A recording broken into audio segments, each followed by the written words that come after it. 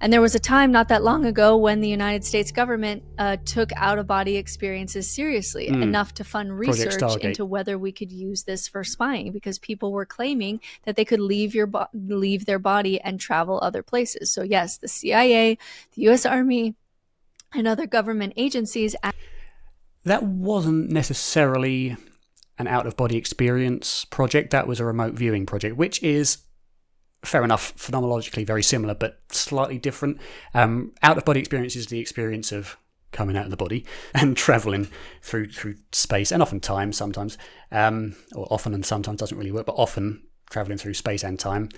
A remote viewing is effectively transmitting an awareness of something at a distance, not necessarily leaving your body, but being able to see things or gather information from a distant location. There were studies done on that by Dr. Stanley Krippner, by Dr. Stefan Schwartz, who I spoke with, both of whom I spoke with. Very interesting. If you want to know about remote viewing experimentation done and the results that they garnered, have a look at Dr. Stefan Schwartz in particular and Dr. Stanley Krippner, because they've done some very interesting results, or done some very interesting experiments with some very interesting results. But phenomenologically, a little bit different. Project Stargate, which the American government funded, was remote viewing as opposed to out-of-body experience, although there might have been an aspect of it, I'm not sure. Actually invested millions of dollars into projects exploring psychic phenomena, including remote viewing, the idea that someone could leave their body and see or sense things far away. Not necessarily leaving their body again, but for practical purposes, fair enough, by seeing things at a distance. So in the 70s, during the Cold War, rumors started circulating that the Soviets were kind of doing this, that they were investigating psychic warfare. And of course, not wanting to fall behind in any area, we launched our own top secret project called Stargate. And this was not just like a fringe side hustle. Like, the research was run out of places like Stanford, and later the Defense Intelligence Agency. Scientists and military personnel worked with self-proclaimed psychics, including a man named Ingo Swann, who claimed he could mentally travel to the moon and describe it in detail. One of the most famous participants was Joe McMoneagle, who said that he could access information about secret military bases and hostage situations while being in an altered state and having out-of-body experiences. But again, not quite out-of-body experiences, but for practical purposes, it's fine. By the 90s, after 2 decades of trying and experimenting, the CIA declassified the project and shut it down. Here's why: the results were inconsistent, they weren't scientifically replicable, and it was happening at no better than chance when rigorously tested. That may be so, although I know that it is contested, at least from those that I've spoken to who were actively, I don't know if they were actively involved in the Stargate as a project or just from the phenomenology of remote viewing, but I believe that the claim that the CIA closed the project due to inconsistencies is contested, although accepted generally. I don't know enough about it. It only worked if you cherry-picked something and used hindsight bias to make it seem like magic. So a 1995 CIA review of the program, after reviewing all of the data, concluded that remote viewing has not been shown to have any value in intelligence operations. They just shut the whole thing down. I don't. So what we and so all of that evidence and all the studies that we've done, you can look at it, you can read it, you can sometimes like try to fit something in, like, oh, they see this, and that's kind of like what's going on over here. And like with hindsight bias, you can make a few things sound like it's great, but when you look at the expanse of the studies, it's very clear that these people feel like they're leaving their bodies, they feel like they're going somewhere else, but they're not actually going anywhere. I should see if I can speak again with maybe Dr. Stefan Schwartz and Stanley Krippner. Maybe not Stanley Krippner because he's very busy at the moment, but maybe Dr. Stefan Schwartz. And it'd be interesting to hear his take on it as someone who was very actively involved in researching remote viewing as a phenomena, and from his point of view has definitively shown that it does happen experimentally. So what we know so far with out-of-body experiences is that this is a real experience for sure. But there has been nothing that ever shows that you're you are actually leaving your body even when you feel like it is. And you can, in a lab, with drugs, with meditation, with brain stimulation, I can give you this feeling. And I can put a number or object somewhere in the room that you don't know of, and your subconscious has no way of knowing of, and you won't see it. Like we've Again, stimulating the brain regions and drug-induced out-of-body experiences are have been reported to be phenomenologically very different to genuine out-of-body experiences. As I mentioned with the Olaf Blunkey experiments where they stimulate the temporal parietal junction, the experience that the person had was very, very, very different. It wasn't an out-of-body experience. It was a sensation of stretching, of leaning up against their will. And again, another aspect of out-of-body experiences is that although the initial separation is not often willful, whatever occurs after that is often triggered by thought. You think of someone, you're there. You think of going somewhere, you're there, etc. And the stimulated, of course, simulated stimulation of that was A, phenomenologically very different, B, not willful at all. We've tried, nothing. You will not see it because you didn't really leave your body and your brain is just losing its sense of where it is in space. So this is where I can hear you. I can hear you already saying, but this story, they couldn't have known this. They couldn't have known that the doctor said this. They couldn't have known that their mother-in-law was in the hall having this conversation or whatever. They couldn't have known, their eyes were closed. They couldn't have known that the doctor had mustard on his tie. That's from After by Dr. Bruce Grayson, the mustard on the tie one. I think it was spaghetti sauce. I have a few things to say about this. First of all, you have no idea what your brain knows. You have no idea. You get 11 million bits of information per second. Your conscious mind pays attention to 20 bits of information per second. You didn't remember that the doctor had a stain on his tie, but you may have seen it. Your brain... Difficult. If this is referring to Dr. Grayson's experience with the spaghetti stain on the tie or the lapel, whatever it was, one can't reasonably say that the experiencer saw that because the experiencer was in the hospital bed in a coma or under sedation, I can't remember, but certainly was out in the hospital bed, and the stain appeared on his tie or his lapel that morning. Even if Dr. Grayson had gone in and seen the person who was in the hospital bed, eyes were shut, unless the brain could smell the spaghetti stain on the tie, I don't see how that would be logically possible for information to be received to the brain of Dr. Grayson being in the room at the time. In one of my first weeks as a psychiatric intern, I was asked to see a patient who was in the emergency room with an apparent overdose. I was in the cafeteria having my dinner when this call came through, and being a green intern, I was startled by the beeper going off, and I dropped my fork and spilled some spaghetti sauce on my tie.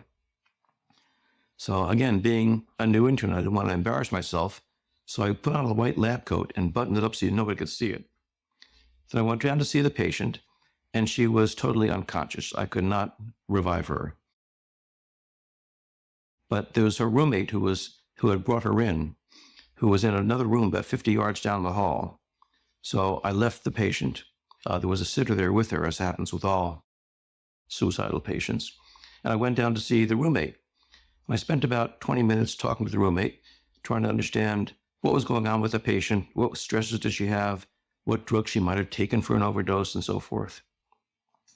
It was a very hot Virginia late summer night, and I was starting to sweat in that room. There's no air conditioning back in the 70s, so I unbuttoned my coat so I wouldn't sweat so much, inadvertently exposing the stain on my tie. When I finished talking to the roommate, I stood up to leave and then saw that it was open, so I quickly buttoned it up again, said goodbye, and sent her on her way. Then I went back to see the patient, and she was still unconscious. I confirmed with the sitter who was with her that she had not awakened at all during the time I was gone. She was admitted to the intensive care unit because she did have some cardiac instability because of the overdose. And when I saw her the next morning, when she had awakened, she was just barely awake. And I went into her room and I said, So-and-so, I'm Dr. Grayson from psychiatry. And she opened one eye and said, I know who you are. I remember you from last night. And that just blew me away because I knew she was asleep at best and unconscious at worst. So I don't know how she could have known that. So I said to her, yeah, I'm surprised. I thought you were out cold when I saw you last night. Then she opened her eye again and said, not in my room. I saw you talking to Susan down the hall. That made no sense to me at all. She was lying there on the gurney. The only way she could have done that is if she had left her body and come down, and that made no sense. You are your body. How can you leave it? So I didn't know what to do. I thought, is she pulling my leg? What's going on here? She saw that I was confused, and then she started telling me about the conversation I had with her roommate, what questions I asked, what Susan's answers were, and then finally said, and you had a red stain on your tie. That just blew me away. I didn't know what to make of this. But again, this might not be Dr. Grayson's case she's referring to. Maybe it's just an example. I don't know. Brain just decided that it wasn't important. So it decided it didn't tell you about it. It didn't alert your conscious attention. But she's certainly got a point. The brain does retain an awful lot of information that it might deem completely trivial, but that information is still there. So during hallucination, during brain damage, maybe certainly that information is there to be retrieved, even though it might not have been deemed as important at the time. So when you take out what the subconscious could have known in these studies, the magic results go away entirely. Very important thing, which is why you should always look at natural explanations first. Any cases that I hear of near-death experiences or out-of-body experiences where there is any possibility that the brain could be kind of formulating these experiences based on its past experiences, it loses all kind of evidential value to me, which is why I mainly focus on the veridical perception where that is not a possibility. There are people who can fly. I love this idea, like they couldn't have done this, they couldn't have known. There are people who can fly over Rome once and draw the entire city from memory. There are people who can hear a song and play it. There are people who you can ask what day of the week was January 2nd, 1975, and they'll say it's a Tuesday. Like, you have no idea what your brain knows. Although these are in very, very, very, very, very rare circumstances that someone displays that. Is it savant syndrome? I can't remember. But there is a form of, high functioning autism where people with autism will be phenomenal at one particular thing, far beyond the normal ability of anybody else. But there are an awful lot of cases in which these, one thing you need to look at if you're interested in this subject and the phenomenology of it, you need to look at a book called The Self Does Not Die by Titus Rivers, Annie Dervin and Rudolf Smith, which displays over 100 of these lesser known, certainly veridical out-of-body experiences during near-death experiences. And there are a lot of these cases, as Brittany describes, that I certainly, when reading it, I couldn't think of any possible logical way that someone's brain would have inherited this information from the situation, depending on the circumstances of the event. Read that book if you're interested in this. It's very, very good, very important, and very well researched. I know Titus Rivers, who's one of the authors. I've spoken to Rudolf Smith, and these cases were very deeply researched and very deeply criticised. If there was any case where something like this would be a reasonable explanation, it wasn't included, or at least it was mentioned in the footnotes of the case in the book. Like, you really don't. All of us can drive and end up in a part of town and we completely spaced out. Like, our brain was driving without us. Like, that's scary, isn't it? When you get to a place and you think, how the hell did I get here? Because what happens if a truck had pulled out from me and I was in that state? Would I have seen it? I don't know. But that happens a lot, and it's very scary to think about after the fact. You'll wake up in a part of town almost and you'll be like, oh man, like, who drove me here? Like, I was totally lost in thought. Your brain was driving without your attention the entire time. So first of all, you actually don't know what the subconscious knows and then what picture it can paint with that information as a projection. So when someone says they can't have known, we actually really don't know what they can or can't have known because we have no way. although you do know that someone couldn't have known something if they physically weren't around the information that they received. I'm trying to think of an example. So, for example, one that Dr. Jan Holden told me that I've relayed a lot on the podcast, especially. I can never remember the exact details of the event, but at the end of the day, it doesn't really matter because of the context of what happened. I believe they were under anaesthesia at the time during a near-death experience, or they were in a coma or something like that, and they had a near-death experience, and the man that came to meet him turned out to be his father, or his deceased father, said, I don't know why, but he said, I've got a gun. You and your mother and in fact everybody else on the planet didn't know that I had this gun. Go down into the basement, the cellar, pull away this set of drawers, and the gun, you'll find the gun. It had fallen out of my hiding place, fallen down the back of this cupboard, and it's now wedged between the cupboard. And as I say, nobody knew that the father had this gun at all his whole life. And upon coming out of the hospital, they went down to the cellar, pulled away the drawer, and there was the gun. Again, anecdotal, for sure, at least from my point of view. I don't know the case in enough detail, as Jan Holden certainly does. But that is the point is that's an example of received information from something where it was not possible to know. Perhaps one could argue that the father had mentioned at some point during his life about a gun that he had, and that was very deeply within the brain and came up to the top. Possible. But the location of it, to such an accurate extent, kind of puts it beyond that for me. Maybe not for Brittany, fair enough. But for me, that's difficult to argue as retained information. And that's just one case. There are many such cases, including a very important one to look at is the Peak-Indarian experience, where people meet with other people in the afterlife, whatever the state is during their NDE. They met with people who were not known to be dead at the time, and then was later found out, sometimes hours after the fact or minutes after the fact, that they had died minutes before.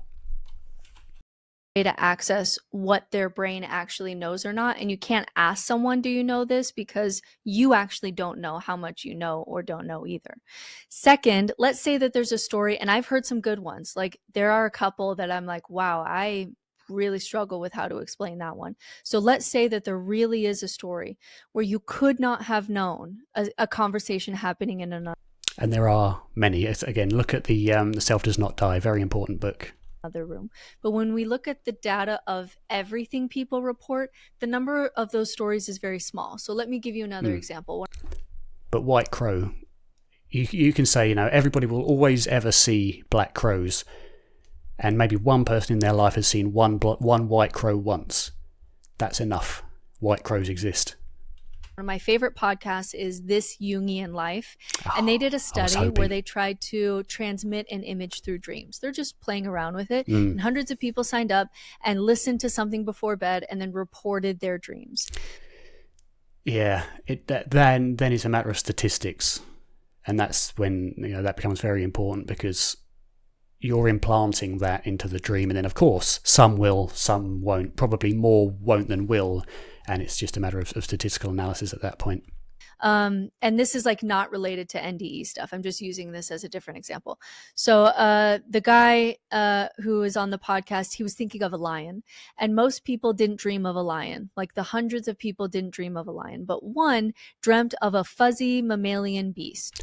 Oh, so they were right. So they were trying to telekinetically implant these things. Sorry, I thought she meant that they were fed in something in headphones or something before they slept. Right, so they were trying to telepathically insert something. Again, this is a case of someone's going to dream about something that could be vaguely seen as a lion. It's not particularly unusual enough or specific enough to be an outlier, I suppose.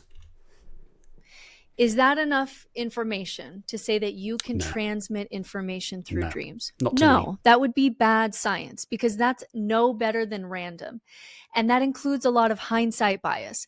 But if I were to tell the story that, hey, a guy was thinking about a lion, and that night I dreamt of a lion, it was like a fuzzy mammal, this fuzzy beast, it would be like, wow, that feels really magical. But when you look at the science, it's like, well, hundreds of people didn't get that image, and we're using hindsight bias, and we have no idea if that was just a random hit or if this is happening at more than random. So when you start doing real science, which is where things like blinding is incredibly important, and meta-analyses are very important to gather the entirety of the data in a field and come to the conclusion as to whether they're statistically significant or not as an effect. Interestingly, many of which for parapsychological phenomena have shown that, yeah, these things happen.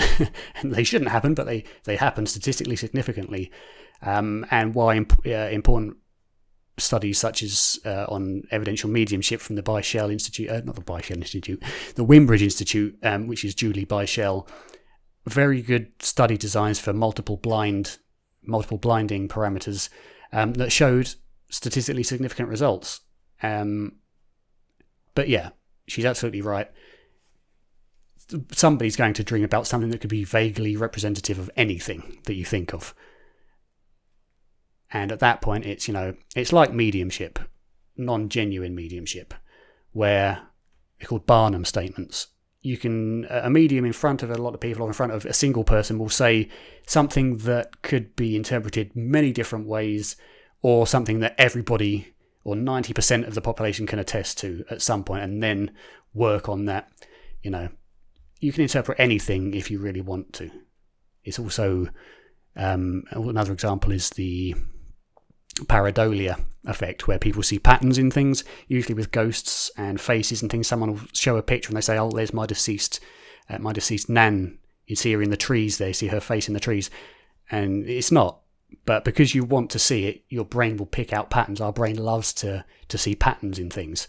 Pareidolia, another very important phenomena to consider, but not supernatural, unfortunately. The magic just kind of goes away, even though the story isolated feels really magical, right? So brains do this on their own, which is why it makes it a bias. You don't know that your brain is doing this. So if you think you don't do that, like, unless you're actively fighting against hindsight bias with these kinds of controlled studies, that bias is going to show up and you're not going to know that your brain is doing it.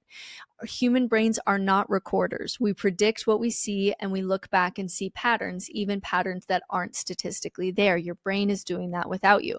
If you think of, the other example is, if you think of your mom 100 times and on the 100th time while you're thinking of mom, she calls you, your brain will actually forget that you thought about her 100 times and she didn't call. Another good example with mediumship, you can forget about 100 misses, as in 100 pieces of information that the medium gave you that did not associate with you at all, but only remember the one thing, usually quite vague and quite forced, that does work. The only time I think that you can reasonably argue one-off cases is when the depth of information that's received, this is from mediumship as an example, is the depth of information that's and the depth of coincidence that would need to be there in order to make that correct. Like, you have a registration plate on your car, which is this. It has a picture of the Swiss Alps in the bottom left corner, and the word whatever on the right written in cursive font or something like that. Like, that would be, if that was all true. And you bought it from this company, I don't know. But if that was all true, that would be one thing. But the depth of coincidence is so far removed from what one could reasonably guess or make up that, to me, that would be significant. But generally, you will forget the misses in favour of one hit, even if there are many, many, many, many, many misses. And you're going to feel this pattern, because the pattern is based on meaning, that, oh my God, when I was thinking of my mom called me. There must be something, magical. We're connected on a quantum level, whatever. There are studies done by Rupert Sheldrake and Dr. Callum Cooper as well, I believe, on telephone telepathy. Again, quite interesting. I haven't looked at them myself, but I've spoken to Dr. Cal Cooper who has actually performed these studies again. I think it was Cal Cooper. I might be wrong, but I'm pretty sure he's done some. He wrote the book. Oh, let me have a look. Sorry, Cal. I can't remember.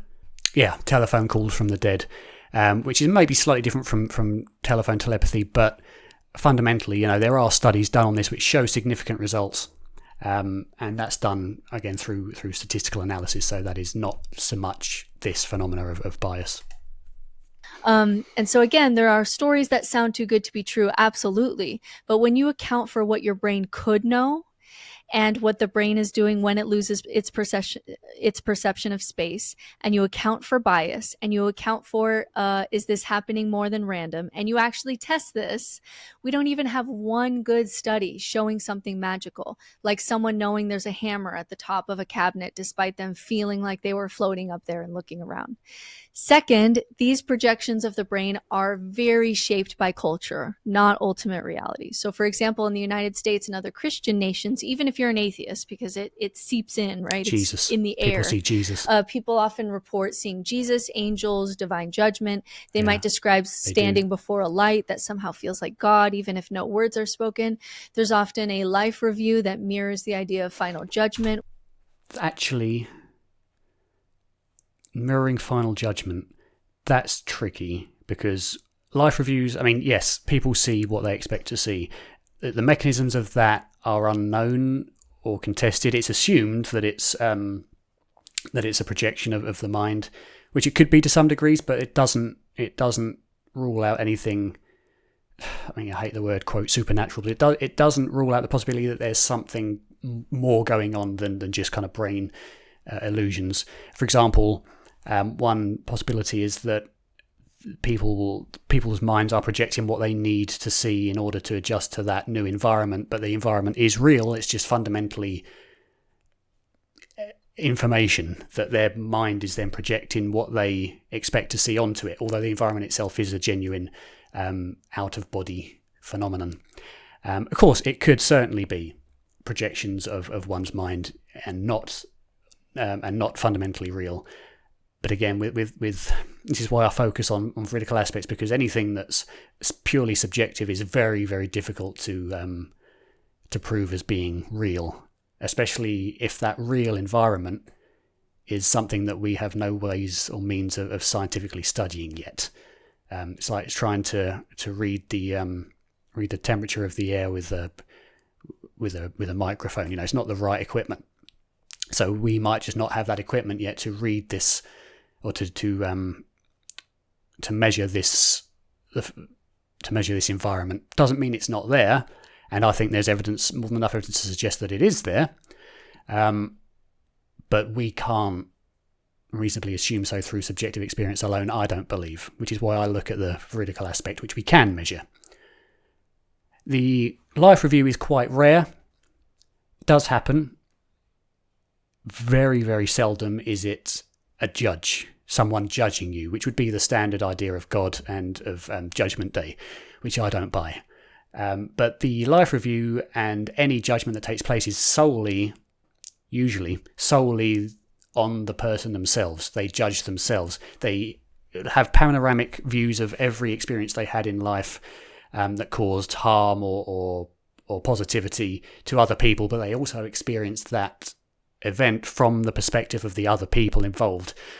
So, and then of course they bring back those experiences from the other people, how it affected them, and they then incorporate that into their understanding of reality and life and morals, etc. Very, very, very seldom do these life reviews take place where an external judge imparts their judgment onto the person. It's always a self-reflective thing. So that doesn't really work for the expectation of a Judgment Day sort of thing. Watching your actions, feeling what others felt because of you. Oh, excuse me. But in India, it's different. People have reported meeting Yama, which is the Hindu god of death. In some cases, they've been told that there's been a mistake, and they were not ready to die yet, which is an idea that fits neatly into a reincarnation framework. In Japan, they experience traveling across. I think it's Japan. They experience traveling across a river. Is that the paying the ferryman myth? where you have to pay the ferryman with something. I can't remember the detail. You have to pay the ferryman with something in order to travel across to the other world, and that's kind of what is experienced in that culture. Again, certainly could be the expectation causing these hallucinations or these expected outcomes, or it could also be, again, as I say, the projection of the mind onto something that is fundamentally real, because at the very base level of these experiences, the fundamentals are the same. The interesting thing is that in Japan, NDEs more often involve imagery related to water or crossing a river, which Japan. Connects to traditional Japanese beliefs about the journey into the afterlife. And in children's NDEs, especially very young kids who don't have firm religious beliefs yet, the experiences are more abstract. Some see like loved ones and pets, but some see cartoon characters or animals. One child reported being comforted by a shimmering blue dog. These experiences are meaningful to them, but not wrapped in religious language yet, because they haven't been cultured yet into some. But the experiences still happen, and the fundamental things are the same: meeting others, seeing these light beings or whatever.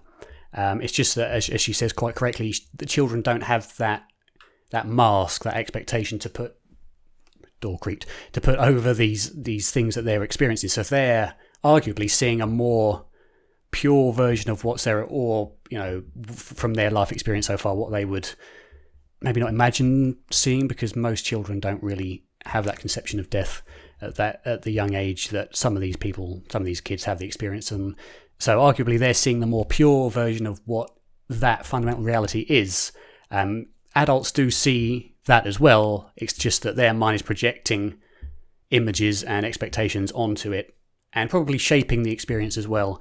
It's allegedly from those that come out of their body and experience these other dimensions, if they are real, account that the environment is incredibly malleable to the mind's influence, which would make sense. Religious language for what's happening. And so you'll just get random things, a blue cartoon character saying it's going to be okay. So what is that? But again, the core of that, although the appearance is different, the core, you're going to be okay, you have to go back, you're not fading into oblivion or whatever, there's more to come. That fundamental message is always there. It's just seen and interpreted differently.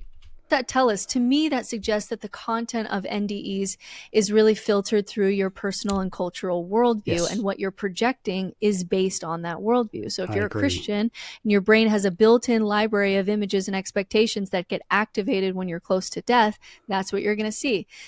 Absolutely agree, although I disagree that means that fundamentally the experience is not a reality, an ontological reality. It might not be, but I don't think that is enough to confidently claim that. Same thing with Hindus, Buddhists, or anyone else. And again, that doesn't mean that the experience is fake. It just means that the brain, when under stress, seems to draw on whatever symbolic and emotional language is available to make sense of what's happening. That's assuming that the brain and the mind are the same thing. Fair enough, probably just a language thing or a semantic thing, but yeah, the mind is certainly influencing the experience in many cases. Whether that means that that's coming from the brain or not, or whether the mind is separated from the brain or in a different state at some point, we don't know what consciousness is, let alone what happens when it dies in terms of mechanics. But certainly the mind does influence heavily on these experiences. But that, as you quite rightly says, and that I agree with, doesn't mean that the experience is fake. It's just experienced differently according to culture and age, etc. Happening. If your culture believes, even in a story you haven't heard since you were 5, that the dead cross a river, your brain might project a river. If your religion believes in divine light, that light might be what your brain reaches for in a moment of surrender. So we have to be very careful about making universal claims. If Jesus shows up in American NDEs and Yama shows up in Indian ones, and someone else sees a glowing fox or a comforting orb of light, that's probably what I'd see. A glowing fox. If you know me, you know why. We should not assume that any one version is the truth, the ultimate truth about what happens after death. What we should be asking is the question you would ask after a dream or a psychedelic trip, which is, what does this say about you, rather than what does this say about ultimate reality. So that's even true when people have similar experiences, because what a lot of people will do when they don't have kind of good science driving this is they'll say that because multiple people are having the same experience, it must therefore then speak to something true. Not necessarily. Not necessarily that it must speak to something true, but that it could suggest that there is a fundamental shared experience going on. Could that be because the experience is ontologically real? Could it be that it's because our brains are fundamentally very, very, very similar in between our species, that we experience the same sort of thing? Have a look at the recent discussion I had with Dr. Lale Quinn. I think it was during that interview that we mentioned it. I've been very busy. I can't remember. I think it was where we addressed that argument that human beings effectively have the same brain, so of course things would be experienced the same way. But we discussed that there and with other people. But certainly to me that seems reasonable as something to consider. But it is not that simple. People who do DMT will see space elves or the blue lady. It's a very common theme. If you go into this space, people are always talking about what they talk to the space elves about and swapping stories. That does not therefore mean that there is literally a race of interdimensional elves welcoming people into hyperspace. It means that the human brain, under similar chemical conditions, can generate similar symbolic imagery. Mormons go into temples and see their dead loved ones. Does that mean that it's real? Does that mean that Mormonism is true? Like, cultures across doesn't necessarily mean that Mormonism is true, but it doesn't necessarily mean that. I mean, my point being that that would be the wrong question, because the fundamental question there is, are they seeing their deceased loved ones? Because again, then you're talking about projecting the Mormonism belief on that experience, which again is the same as anything else we've just said. That the mind does paint genuine experiences. If the experience is genuine and ontologically real, it definitely paints it with what one expects to see. So that's more a question of our loved ones still there, as opposed to is Mormonism true? It's probably quite petty to say, but just what I thought. Across the world, even cultures that don't touch each other will develop stories about dragons. Like, have you been down that rabbit hole? I spent like a week in that rabbit hole where it seems like dragons show up everywhere in our history, and people will be like, oh, it's because of bones. Like they're not doing archaeology here. They're not finding dinosaur bones. We have stories of dragons, this collective memory about how terrifying a flying reptile would be, even in cultures that don't touch each other. People have claimed that humans and came up with dragons because of dinosaurs, and there's a bit of a time difference there between humans and dinosaurs, but fair enough. Now, because that exists in our history, does that therefore mean that dragons exist? Like, maybe, but not necessarily. There could be something about our collective memory and the fact that we are related to each other and have common ancestries and common archetypal stories that we could be tapping into. It does not therefore mean that dragons are real just because multiple cultures that don't touch each other have stories about dragons. So here's another example of how subjective experiences don't mean that there's something out there that's objectively real.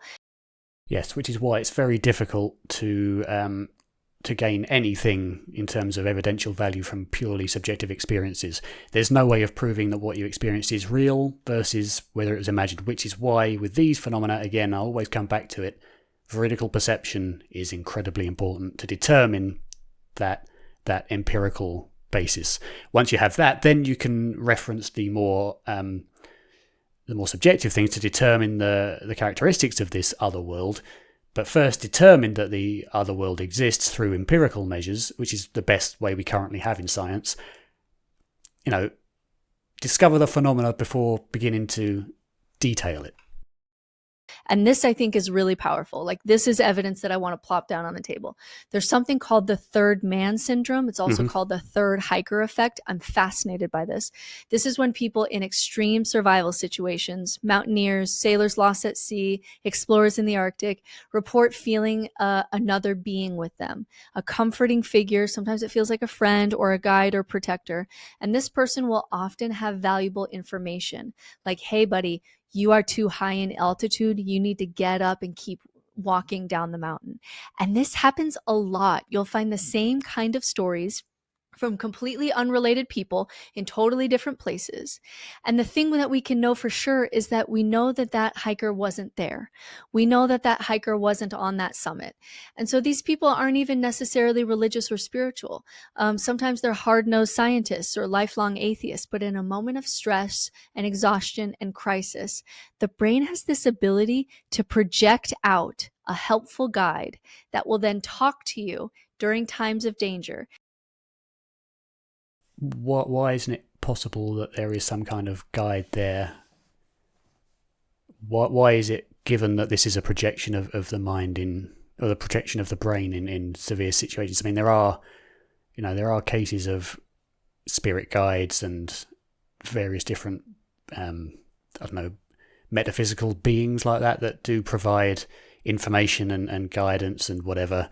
Again, I prefer the veridical perception ones, but there are cases where guides have been seen during meditation or spontaneously during near-death experiences that have actually, been known through, again, anecdotally, but have been known to, pull a steering wheel to avoid a collision or to, guide something toward them to help, I don't know, something like that.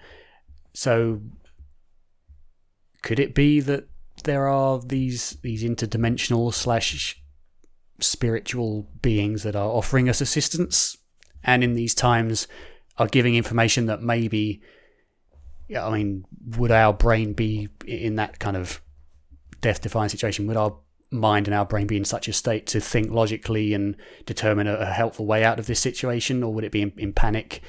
I don't know exactly what kind of situation she's talking about, but I'd imagine she means like on a life or death kind of situation. If you're hiking in the snow and you're hypothermic and you're in trouble. I do know about the third hiker effect, but not enough to know the full details of it. But I would find it difficult to imagine that in a life or death situation, our brain would be able to really think of, logical steps to get us out of that situation. It would be in panic mode, survival mode. So my point being, is it possible that there's some kind of information coming through to guide us from a metaphysical environment? Possibly. I think there's enough evidence to suggest that seems to happen, or could at least be a possibility. I think we're jumping the gun to say that it's definitely our brain producing these things. Reasonable, absolutely reasonable to suggest it, but I think it's jumping the gun to say this is definitely what's happening. And really extreme survival situations.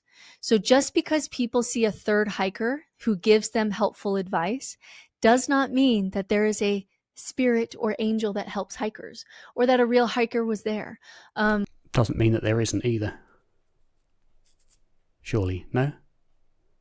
I mean, she's absolutely right. It doesn't mean that there is a spiritual guide or a spiritual hiker there, certainly, but it doesn't rule out the possibility. But again, it's difficult to say on these things because, again, we're looking at subjective experiences that aren't empirically validatable. So, the reason I say that there is evidence is to suggest that that there could be some spiritual guides. Why there'd be a hiker, probably same reason Christians see Jesus in a near-death experience. It's projecting what is needed at that time.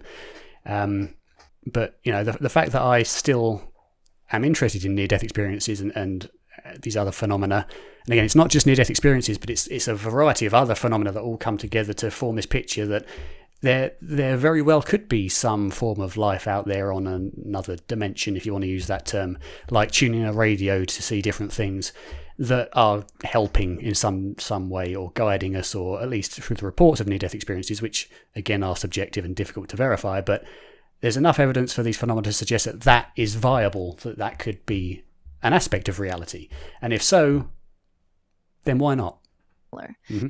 If you're Perfectly watching this, reasonable. you'll notice that I have an outfit change. That's because it's the next day, but I forgot to share my favorite example. And so I literally got dressed and came down to the she shed to add this to the video. But another big example of what's going on here and the rabbit hole that I've been down lately is looking at people who experience G-lock, which is like gravity induced loss of consciousness, something like that. And it happens to fighter pilots or astronauts during extreme acceleration. Usually when pulling many G's in tight turns or maneuvers, blood gets forced out of the brain and down into the lower body, which causes brain oxygen deprivation. And they report having tunnel vision, euphoria and peaceful feelings, floating sensations, out-of-body experiences, bright lights, seeing heaven, life reviews, dreamlike memories, encountering beings and family members. Problem is, during other near-death experiences, there's no difference in brain gases. There's no difference in blood oxygen levels or carbon dioxide or anything really. Near-death experiences and these equal phenomena happen when blood levels, blood oxygen and carbon dioxide levels, etc., are perfectly normal or even elevated in some cases. There's no relationship, in simple terms, there's no relationship that's been found between blood gas levels and whether an NDE and these phenomena will happen or not. In other words, G-lock causes the same features as NDEs, and these events happen while the pilot is very much not dead, just like unconscious or... And again, that comes back to what I said at the very start. This is probably a separate video now, I'm not sure. But in the first video, or earlier on in this video, I said that near-death experiences, or near-death experience-like events, basically exactly the same phenomenology as near-death experience, can happen when one is expecting to die, but physically perfectly fine. Falling off of a cliff or being charged at by a bull or something. I don't know if that's ever happened, but as an example, then these experiences happen. There's no change in blood oxygen or blood gases or too much, G-force or whatever in that case, unless you're falling very, very fast and hitting rocks and bouncing, I suppose. But I don't know, talk to a physicist about that, I don't know. But generally, point being, even if we're not physically compromised, but we're expecting to be, we still have these experiences. Or hypoxic. And so fighter pilots, you can read these, and they've been trained to expect this and report on G-lock, but they will describe their blackouts like this. Like I've been reading them over and over. This is a quote: "The most peaceful, beautiful moment of my life. I saw a light, I felt love, I saw memories, and then I woke up in the cockpit." And this sounds identical to many NDE testimonies, but there's less metaphysics attached because we have this sense that if it's happening with a near-death experience, maybe it's a moment where your consciousness or your soul is leaving your body. But then how can this be happening in the same way with brain deprivation because of G-lock? Does that mean that they're going fast enough that their soul is leaving their body? Doubt it. Don't know. Again, and until we know the mechanics of how consciousness and the brain interact, then we can't say. And again, subjective experiences are all well and good. But again, when you come to the veridical aspect, the veridical experiences, then kind of all bets are off because that shouldn't happen. And fair enough to Brittany, yes, there are many cases like that where natural explanations are more than plausible, where the brain can pick up information and recover it, or simply infer what gaps are missing in the experience at that point. But there are also cases where that's not possible, and where the level and the detail of what's reported and what's seen and turn out to be accurate are simply, white crow incidences where they shouldn't happen, they do, so something's going on. And again, with the fighter pilots, I have heard rebuttals or reasons given as to why they they experience these things in relation to NDEs, but it was a long time ago. I can't remember. It might have been something to do with the physical changes in the brain causing a disconnect or something. I can't remember. But there I have heard them. It just doesn't have the same kind of metaphysics attached because they're not dying. And so G-lock doesn't disprove NDEs, but it offers this compelling, repeatable, very measurable model for how the brain can experience these kind of afterlife experiences without the person actually dying. But then again, come back to the point that simulation is not necessarily disproving the phenomena. As you said quite rightly, it's not disproving NDEs, but it is creating a situation which is very similar, if not identical. And again, simulation is not the thing itself. Using electrodes, you can simulate contractions on a man, which feel fundamentally, phenomenologically, the same kind of pain, but the mechanisms are completely different, and ultimately the phenomenology will be different as well, at least, subtly. But the same thing can be experienced with two different mechanisms, so it doesn't necessarily mean that, and we know that the blood gases don't change the percentage chance of having a near-death experience or not, because they've taken place when the blood gas levels are optimal, normal, or whatever. Shifts the frame from proof of heaven to, oh, this seems to be a very powerful subjective experience caused by brain chemistry under extreme conditions, and we can actually induce this in people, and they don't even have to be dying in order to actually feel an out-of-body, feel love and light kind of near-death experience. You can go be strapped into one of these things and they can spin you and you can experience that. So when people say, because a lot of people see the same thing, therefore it must be true, we have to pause and say, like, true in one... That would be a wrong conclusion to come to. Or at least a premature conclusion to come to. In what way? Because shared experiences can come from shared neurology, shared symbols, shared stories, shared emotional needs, not necessarily from a shared external reality. Otherwise, the blue lady exists, and aliens exist, and space elves exist, and third hikers exist. I would argue that aliens most likely exist, just on the sheer size of the universe. Whether they come here or not, they'd have to utilize some kind of interdimensional travel or wormholes or superposition-based technology, not superposition-based technology, quantum entanglement-based technology to move instantly, because the distances are just... The aliens would have to leave millions of years in the past in order to get here, and I unless they're eternal, I don't know, but difficult. Although I'm pretty damn sure, just by the size of things, life must exist on another planet somewhere. So I don't think that we have enough evidence to rule out naturalistic explanations for this. So let's talk about one of the most powerful parts of a near-death experience also, which is the overwhelming feeling of love and peace. If you listen to enough NDE accounts, this is the part people struggle the most to describe. They'll say things like, I felt completely accepted. I was surrounded by love that was bigger than anything that I've ever felt on earth, and it was more real than anything that I've ever experienced. Some people say that they felt merged with everything, or that they finally remembered who they were.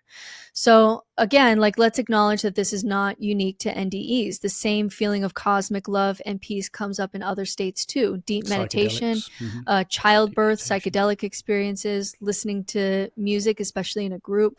All of these, the sense of self drops away, and what takes its place is often something more expansive. So what are the explanations? Although I've very seldom heard any near-death experiencer compare the love to other experiences, such as in childbirth or psychedelics. I've always heard that near-death experiences, the love experienced in near-death experiences, is on a totally different level. Again, it's impossible to say without having the experience of both things and then being able to compare them. But a lot of women have had near-death experiences, and children, for example. And although I'd imagine this sense of love is not felt in every childbirth, one would expect there to be at least some ability to compare there. And essentially everything I've heard from NDEs and researchers of NDEs is that the love reported is so incomparable to anything that we know as love here, and so much more real. I mean, the environment of near-death experiences is determined to be so much more real, which is one major difference between hallucination and near-death experience or spiritual experience, is that hallucinations tend to be very sporadic and very nonsensical and very dreamlike. We can compare them to dreams as well. Whereas the near-death experience is said to be more real than anything else, like waking up from real life and looking back on that as a dream. That's what the afterlife or the next spiritual world or whatever is like.